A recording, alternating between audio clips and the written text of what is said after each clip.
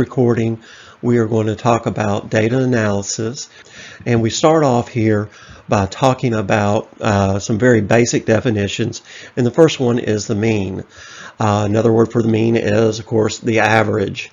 And so when we have taken an average of something, of course, we just add up the observations, and then we divide them by the number of observations that we have.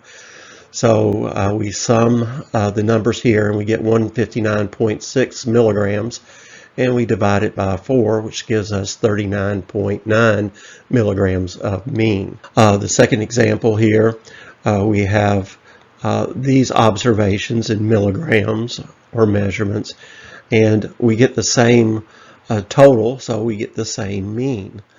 And so here is a important kind of a thing that I want to highlight is just because you have the same average doesn't mean you have the same data set.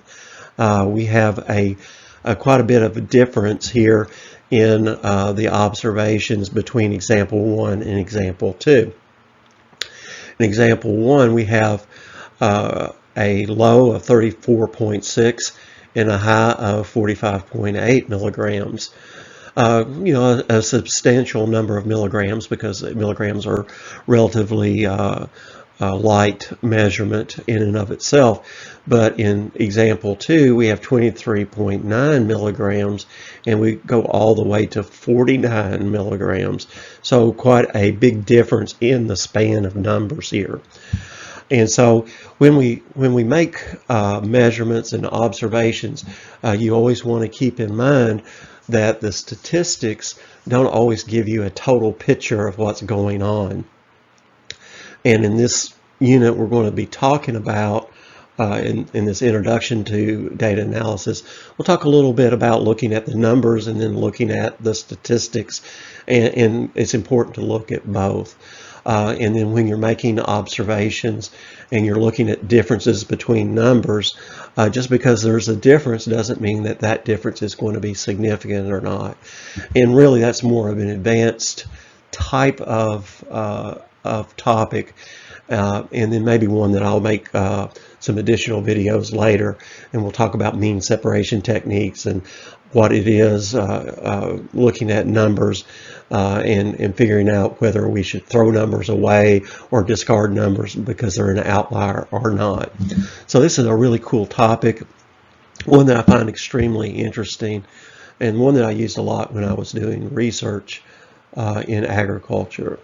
All right, now let's talk about the first big topic, is something called average deviation.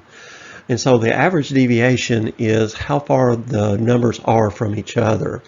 It's a measurement of precision.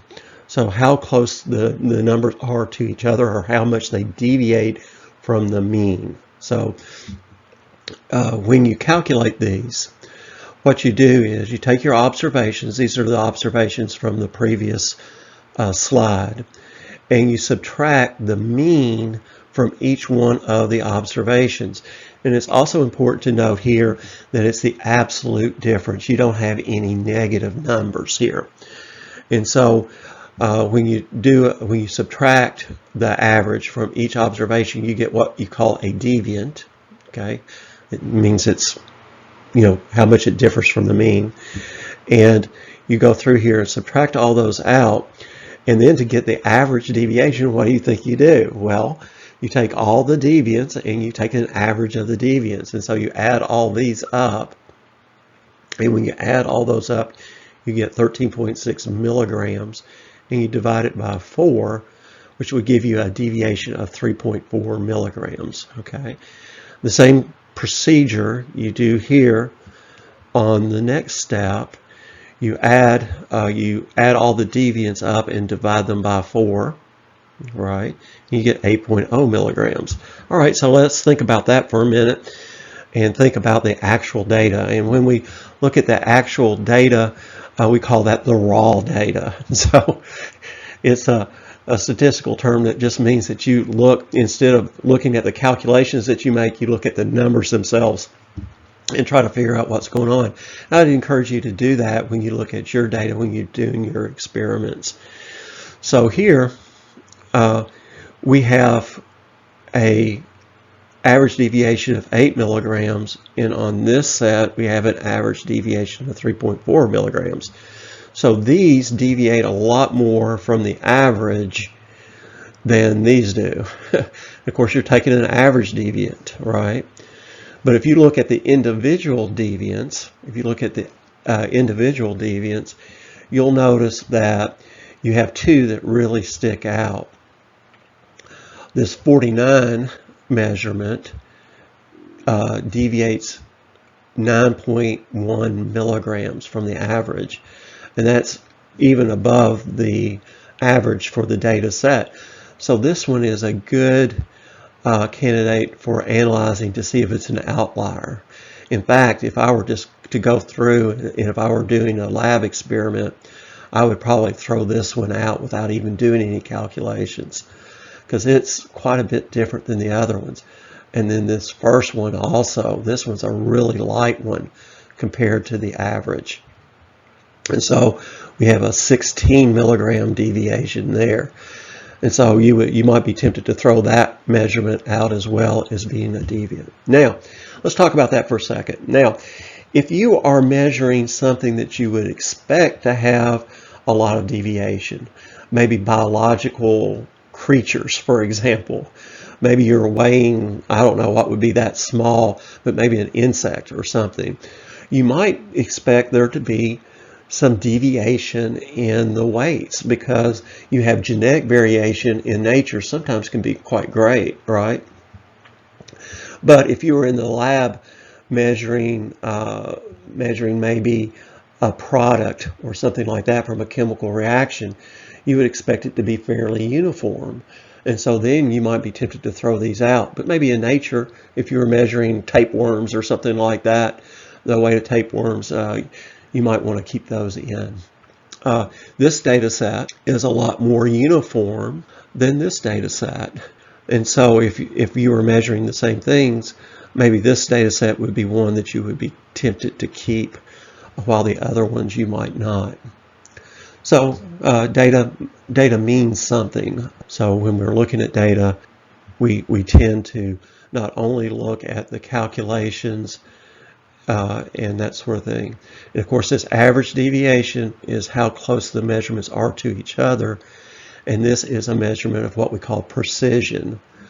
Precision is how close the measurements are to each other. And then we'll do another calculation here in a bit called percent error. Percent error is a measurement of accuracy, or how close the measurements are to the expected value. So really super cool type of measurements. I get psyched when I look at numbers and data. We can measure our accuracy with something we call percent error.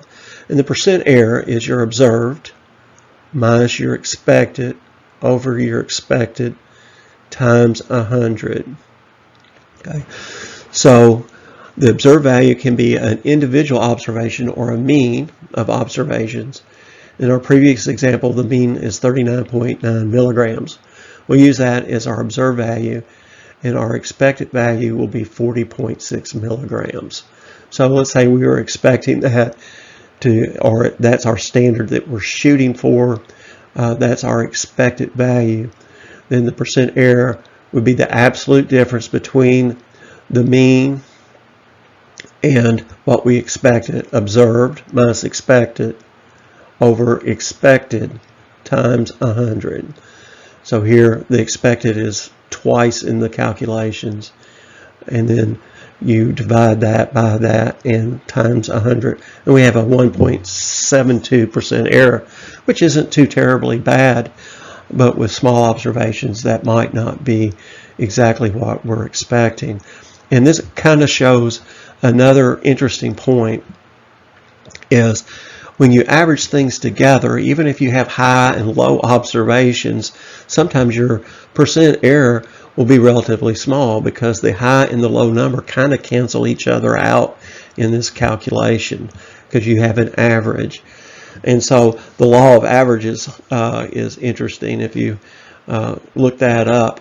It will kind of give you an idea that a lot of times that average really doesn't tell you a whole lot about your data set because the high and the low kind of cancel each other out.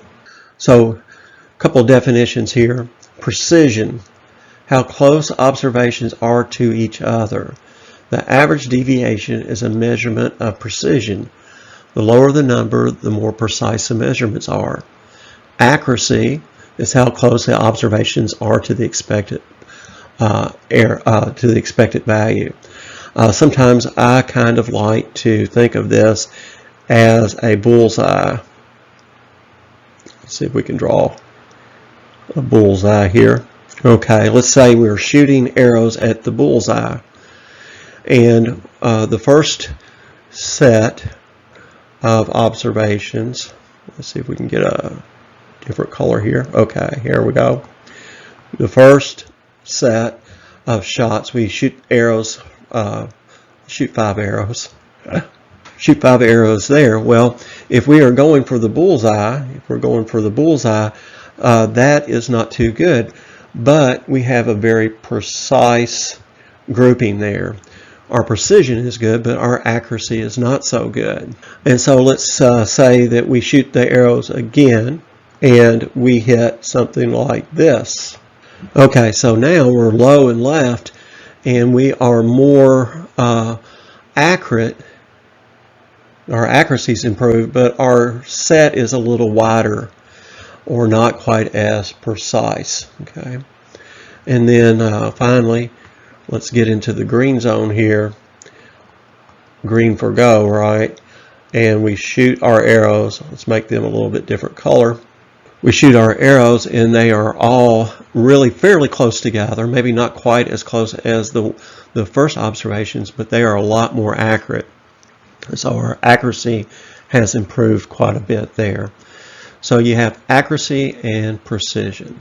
And then you have some other types of calculations that you can make besides average and average deviation. We talk about the median, or the middle number of a group. And so if you group the observations in magnitude from low to high or high to low here, you'll notice that you have a middle part of your data set. It's somewhere between 38 and 40, right? And so if you have an even number of observations, what you do is you take these two numbers right here and you add them together, and you get 79.2. And you divide that by 2, and so your median is 39.6. If you had 5 numbers, let's say we have 5 numbers like 4.8, 5.6, 6.2, 7.8, 8.8, your median would be the 6.2, be right in the middle there. And have another example here of doing those types of calculations. So the median, and that gives you an idea of the run, of how the run is progressing in your measurements, where you are not high or low, but you're right in the middle. Okay, so this is the end of recording 2, where we talked about different statistical analysis of data. And in the next recording, we will be talking about matter and divisions of matter. And we will talk about physical changes and chemical changes in phases of matter as well. And I think you'll find that to be quite interesting. It's kind of our gateway topic to discuss more chemistry topics like the complex models of atoms and chemical reactions and so forth. So looking forward to seeing you in recording 3.